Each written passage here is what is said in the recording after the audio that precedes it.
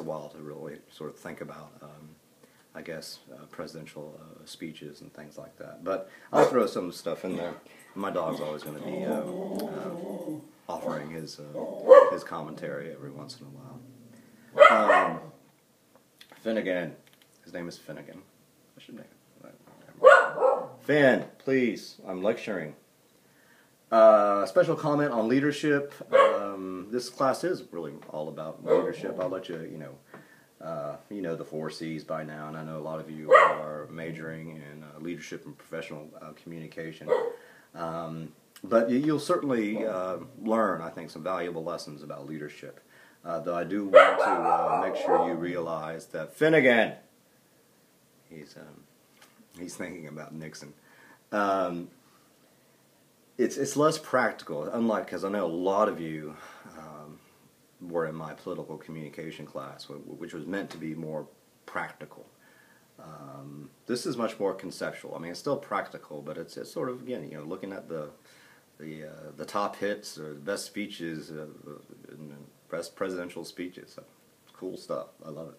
Oh, and a special note on rhetoric. I get all sorts of stuff on. Yeah, there's too much stuff in here. I'll let you read it. But basically, a lot of people, and you should know this by now, but a lot of people are stupid, and politicians mostly, and folks in journalism and all that type of stuff. And when they use rhetoric or say rhetoric, they always mean it in some sort of dirty, nasty way, mere rhetoric. They didn't really mean it, they're just saying it, blah, blah, blah, blah. And that's not what rhetoric is. I mean, there's lots of different perspectives about what rhetoric is, but, from a very conservative sort of traditional sense, straight from Aristotle, rhetoric is the art of finding in any given situation the available means of persuasion. So rhetoric is the art of persuasion, or else rhetoric also sort of, like any language or visual, it shapes and frames or invites us to see the world in a particular way. It's not necessarily it's just saying something to say something. So read that, and rhetoric is good. Here are the assignments: tweeting, Tumblr reflections, threading on KC. 2 papers. First paper, only 5 pages, doing your own genre critique of some sort of presidential speech that we don't cover.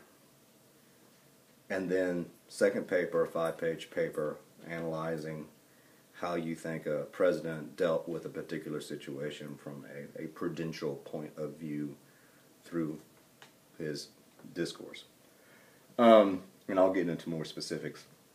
I do grade everything on a 93 to 100 scale, but I always, if it's like 92.5, I'll bump it all up. I haven't made a grade book yet on our course shells. So, no exams. That's cool. Only 4 tweets. Easy stuff.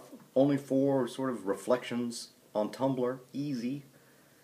Threads.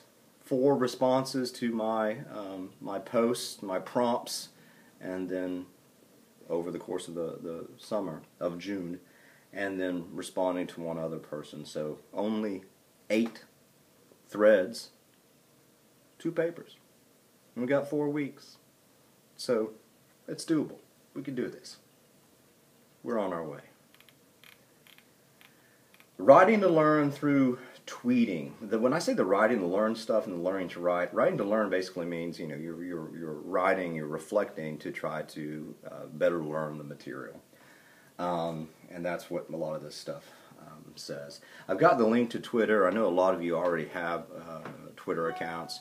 I would appreciate it if you would email me and let me know what your Twitter account is, or your handle, or whatever it's called, whatever. So I can follow you. Ideally, we would follow each other.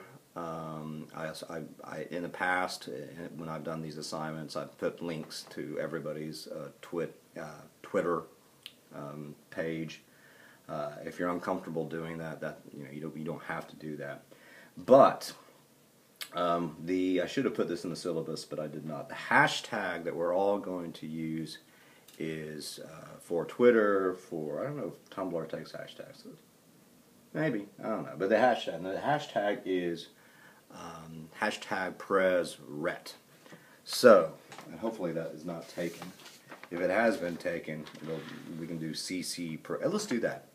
Sorry, I emailed Divya and said it would be PresRet. Let's do it this way. Hashtag CC PresRet, just in case PresRet is already taken. So this is the hashtag. Hashtag CC Prez, P-R-E-Z, Ret, R-H-E-T. You got that? Is that backwards? No, that's backwards. Okay, that's our hashtag. But you know, you only have 140 characters, but you can also put links and everything like that. Twitter is very popular now, so I know a lot of you use it. But it's just a way for me to ask you to constantly engage course material. I say here, you can basically say whatever you want to. If you want to share links on stories about presidential rhetoric, clips of old speeches, or I mean, even if you wanted to focus on the current campaign, which is not the focus of this class whatsoever, but it's really interesting seeing all the stuff, and hopefully for those folks who are in my political comm class, you are applying the stuff that you have learned. Remember what stage we're in? I think it's called surfacing. So, a tweet a week. That's it. So 4 tweets. And basically, you just have to do it to get the credit. That's it. If you don't do it 4 times, every time you miss, I'll deduct 25%. And I don't want you to pile it all up at the end of June. Do it once a week. Writing to learn through Tumblr. I also have the link there for Tumblr. If you don't have a Tumblr blog, I know a lot of you already have a Tumblr blog. Really easy to use. You can set yourself up in like 10 minutes. I mean, it's so easy. And you can have multiple, one account and like multiple blogs. I'll probably start a new presidential rhetoric blog today or tomorrow. And then same thing, I would like to let know what your little password, I don't want to know your passwords, but your little log, whatever, your brand, your handle, so I can follow you, and ideally we can follow one another and just sort of see and reflect and maybe engage each other. But one of the things I'm asking you to do with the Tumblr blog, I mean, you can do pretty much whatever you want to do, but ideally, I was thinking about using the blog as sort of places to start rough drafts or think about ideas for your papers. And you need to blog like 4 times, so at least once a week. In each blog, I say, should be at least 3 or 4 thick, rich, descriptive paragraphs. So, with Twitter, it's quick, 140 characters, whatever. I want more stuff here with the Tumblr blog, which is one of the reasons why it's worth more. And again, basically, I mean, you get the points if you do it. And if you don't do it, I'll deduct 25% each time you don't do it. And again, I don't want you to pile this up at the end of the semester, because it's not going to help you if you're not using it, throughout the June together. So easy stuff. And again, if you have problems with this, email me. If you can't figure Twitter out, if you can't figure Tumblr out, if you don't know what a computer is, you shouldn't be in this class. But if you have technical issues, please let me know. And also IT is always here to help. You can call the Ghostbusters if there's a ghost in the machine. With the threaded discussion, I sort of have the matrix about how I borrowed this from Dr. Burke. So every week, and I'll start with the first prompt tomorrow, I'll have like a question or a prompt that I want you to reply to in what I say is, I think a few sentences, maybe a paragraph. You don't have to do a whole lot of stuff. And you don't necessarily, this doesn't have to be, it can be asynchronous, which a lot of this class is asynchronous, which basically means is we're not all doing this at the same time. Sometimes we can do that, particularly during like Facebook office hours and stuff like that, or email. But for the most part, it's asynchronous, so it's not real time. So you respond to me, whatever my prompt is. You respond to that prompt, and then you also need to respond to one other person's response to my prompt, which means 2 threads a week, 1 responding to me and 1 responding to someone else. And you go through forums on KC. And again, if KC is something that's brand new to you, I need to know so I can train you. But I'm sort of assuming that a lot of you know what's going on here. I'll get into a lot more specifics about genre when I go in and talk about paper 1, worth 25% of the grade. And I'll let you read that. But basically, each genre that we will cover, the authors of our textbook and other scholars have discovered elements in these genres. So these are the certain things that we expect in an inaugural or in a State of the Union address. So Finn, come on. So you will be taking a speech, a presidential speech, and again, my idea is one that's not showcased heavily in our chapters, and simply analyze it.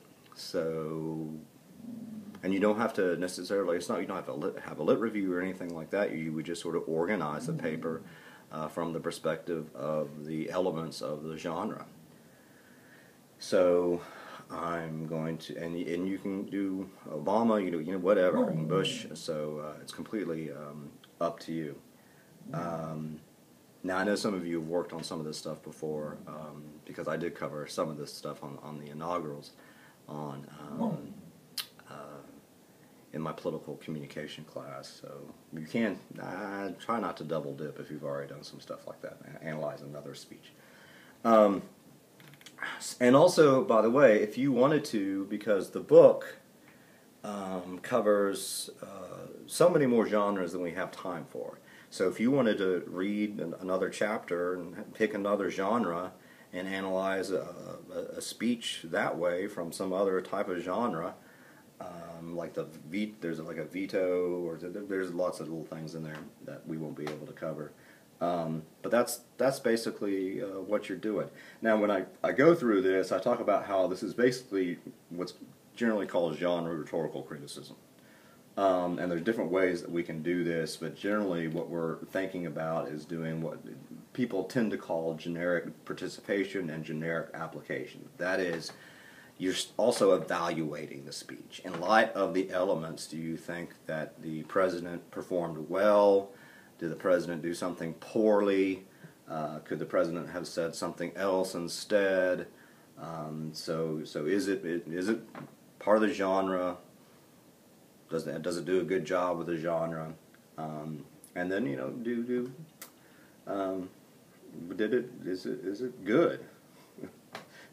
One of the things that you'll find when you start reading the first book is what they consider the masterpieces are speeches that meet the expectations or meet the elements, but do something that's really unique and fascinating that makes it just sort of a masterpiece. There's also generic hybrids, and I don't know if that's really applicable to here, but maybe. I mean, one of the things that I thought was really interesting about contemporary, like a State of the Union speeches or whatever, you can watch it via like whitehouse.gov, and so there'll be, you can have the TV on, C-SPAN or whatever, and also watch it, and there's little prompts that come up. And it's amazing all the technology that they now use when folks just used to give fancy old speeches. So that's